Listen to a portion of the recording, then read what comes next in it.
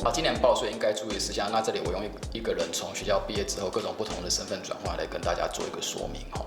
那从这个大学或者研究所毕业之后，成为这个职场上的新鲜人，那对于这样的族群，可能第一年工作只有几个月啊，或者是刚进入社会，可能薪水比较低。那我们知道说单身年薪没有达到40.8万元的哦，是不用缴税的，那也可以不用申报。但是特别提醒说，如果每个月领取薪水的时候有被预扣所得税，这个部分就一定要透过申报才能够将预扣的所得税退回。好，那工作了2-3年之后晋升到小资族，那可能会做一些台股的投资，也可能会参加除权息领取这个股利收入。那这个现行的股利课税的方式有2种。那一种就是这个采用单一税率28%分开计税合并报缴，那另外一种就是并入这个综合所得税课税，但是有8.5%的可扣抵税额，最高上限是8万元。那这个8.5%的可扣抵税额可抵可退，那所以这边特别提醒小资族，领取股利不一定会缴到税。那如果小资族的这个综合所得税税率是5%的话，那反而可以善用这个股利收入中的这个8.5%的可扣抵税额，跟所得税率5%的这个差额，那这个差额是3.5%，来创造一个抵税空间，那甚至还有机会可能可以这个退税。那再过几年，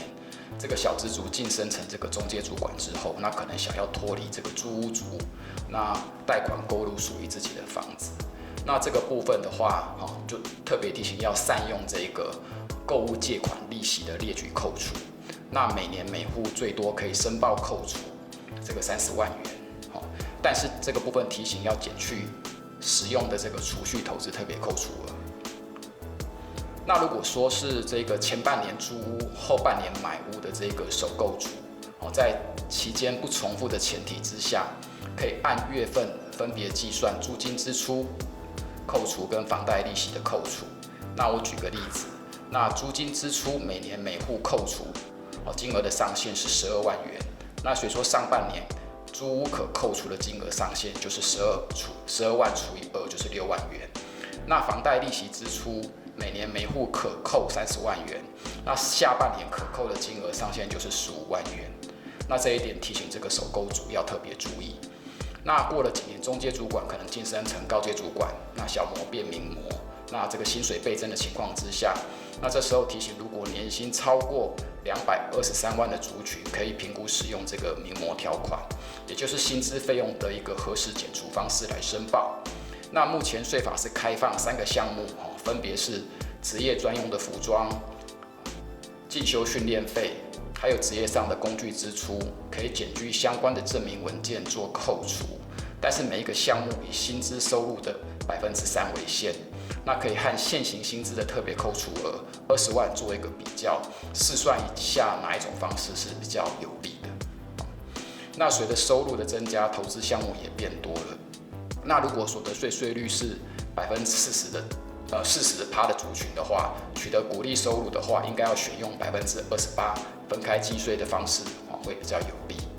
那如果有投资，譬如说像是这个实体黄金、黄金存折、预售屋、外币等等，这个买卖有获利的话，应该要申报财产交易所得。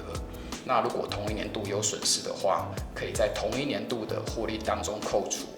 那如果损失还有剩余的话，可以在往后3年度的这个财产交易所得中扣除。那如果说有投资这个美股获利的话，这个就属于这个海外所得。那获利超过100万的部分的话，就应该要申报我们的最低税负。那经过多年之后，那可以退休了。那退休金的课税方式有2种，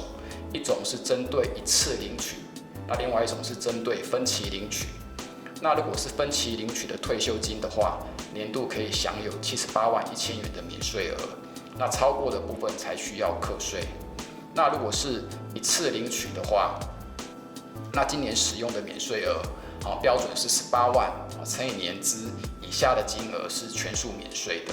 那超过18万以上到36.2万元乘以年资的金额是半数课税。那如果是超过36.2万元的年资的金额的话，是要全数课税的。那我们以一个年资30年为例哈，那一次领取的退职所得在540万元以内，全数都是免税的。那以上就是今年报税提醒注意事项。